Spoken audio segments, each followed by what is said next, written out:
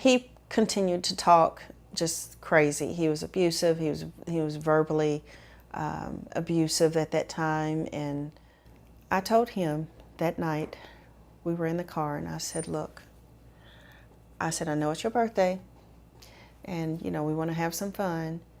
However, you've got to limit your drinking. And of course, he took aggression to it, and not physical again, but just mental and verbal aggression. They're saying, hey man, happy birthday, here's a shot on me, here's a shot on us, here's another 10 shots over here. And I'm like, bartender, don't give him that. And a friend of mine said, oh, April, he's going to be all right. He's just having a good time. And I'm like, yeah, you just really don't know. Wendell was really intoxicated, and he decided to call me a bitch. He says, whore or bitch, and he's like, you just disrespect me. I've talked to you about this, and you keep disrespecting me. You're going around and you're fucking all these people. You're sleeping with your boss. You're probably sleeping with this guy too. And I said, Wendell, I said, I told you had one more time to call me out of my name. And I said, and when you do, I was going to be done. Sure enough, I ended the relationship that night. And he didn't believe me. Wendell didn't believe me. And I don't want to be a part of this anymore. And Wendell said, I know what she wants, and I'm going to give it to her. So he took the keys and he put them on the couch. So as I turned and grabbed the handle of the door to go outside, the next thing I knew, I had blacked out, and I woke up and I was in the grass. And he was behind me. He was kicking me in my back. He had pulled my hair. And I'm screaming, someone call 911, dial 911. And William's wife, she runs out of the house in her night clothes. And she was like, oh my God, April, get in the car, get in the car. And so I get in the car, and she gets in, and we lock the doors. And she couldn't find the right key to start the ignition. Wendell comes up to the car, and he starts beating on the windshield. Fuck you, you bitch. And it was just so scary because he was using so much force and hitting the windshield with his hand that the windshield cracked. And so we got the car started, and we immediately drove off and went to a safe location. She said, April, get out of the car and let me see, if you have any marks, and, just make sure you're okay, because she was a nurse. Everything, was in order. I just had grass stains and, just really tender at the time, and my back was hurting. And as we were away from the house, my phone started ringing, and it's William calling, and they're saying, well, I didn't do anything. I was just trying to scare you because of what was going on. And, you just weren't listening to me. You keep disrespecting me.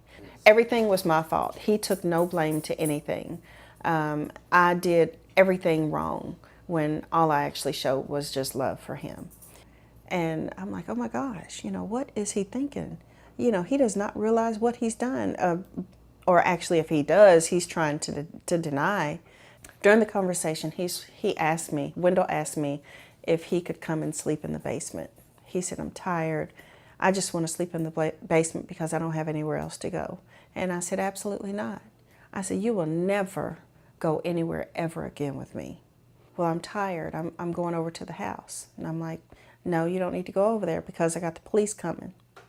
Finally, he says, well, I'm on man of war, and I'm headed to the house. And I was like, oh my God, oh shit, my daughter is there.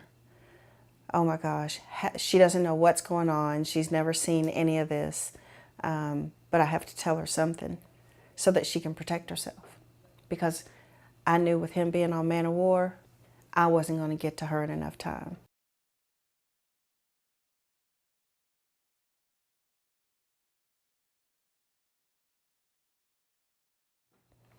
So on my way to the house, I called 911. And I said, look, this is the type of vehicle I'm in, this vehicle. My abuser, Wendell's going to beat me to the house. And I was afraid that he would try to get in and my daughter would be terrified. When I get to the main road close to my house, I see there's a police officer behind me. And he said, when we pull up, there's going to be another officer there in front. So don't go too close to the vehicle. I need you to stay back, but just so that you know we're going to get him. I said, okay. And I immediately panicked because, oh my gosh, did he get in the house? And thank goodness, Wendell did not get in the house.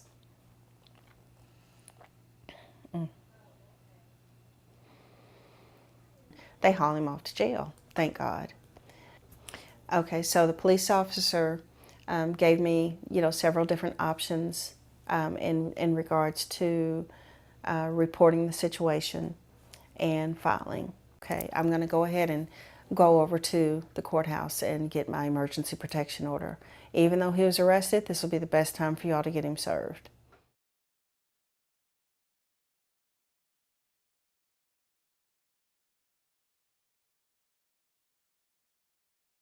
Well, there were so many things that I was feeling after this experience of actually being hit by a man. One was, fear and retaliation. Two was, is this going to interfere with him seeing his kids? Because I knew how much he loved his kids.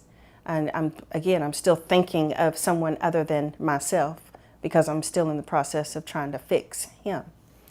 And I continued to, receive phone calls from different agencies. And, they're saying, okay, these are your options. This is what's going to happen when you go to court. Now, I've never been in court. And, I didn't know if I was going to have to speak or if the attorney was going to speak for me or, what all they were going to go through, if the judge was going to talk to me. I was terrified. I was terrified because I'd never been in court before. And, when it gets closer to the court date, I was like, oh my gosh, I knew I was going to have to go in 15 days, but, what is it really going to be like? So even in court, I felt comfortable. I thought I was going to feel comfortable going into court, but when the elevator opened and I came off on that floor, he was the first person I saw. And he's sitting there, or he's standing there right there at the window, and I was like, oh my God, he's gonna see me, can he come after me? And, luckily I did have someone with me. It wasn't a deputy or anything, but he potentially had every possibility to, come after me at that point. Even though inside the courtroom, we sat on opposite sides, it was still a fear that he could come after me, regardless of how many deputies were in the courtroom. You just don't want your mind or your heart to experience the adrenaline or even the thought of him attacking you again.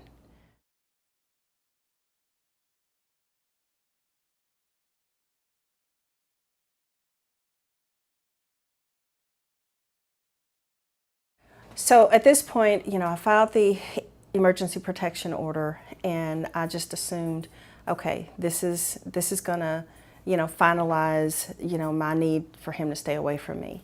However, I started to receive phone calls from different people, and I believe at this time I was probably still numb and still not understanding what really happened, to where what resources I needed to either reach out to or accept that are coming in. So I was really confused with the phone calls from, different agencies that were just there to help. At this point, I believe I needed to utilize the resources that were given to me. I think if I had really given an open ear to listening to what they were saying, or I could process what they were saying, it would have helped in my decision. I don't know if it was the quick conversation or if it was me limiting the conversation at the point, because it's something that you don't want to talk about. So I think approach is of the utmost whenever you're dealing with a victim of domestic violence. You don't know that person. You don't know what they're really going to do for you, or if they're just trying to say, you need to put this person away, you need to do this, or you need to do that. I wasn't fully aware, and I think a longer, in-depth conversation, maybe face-to-face instead of over the phone, is more valuable and resourceful, that would help guide me in a better direction than actually what I took.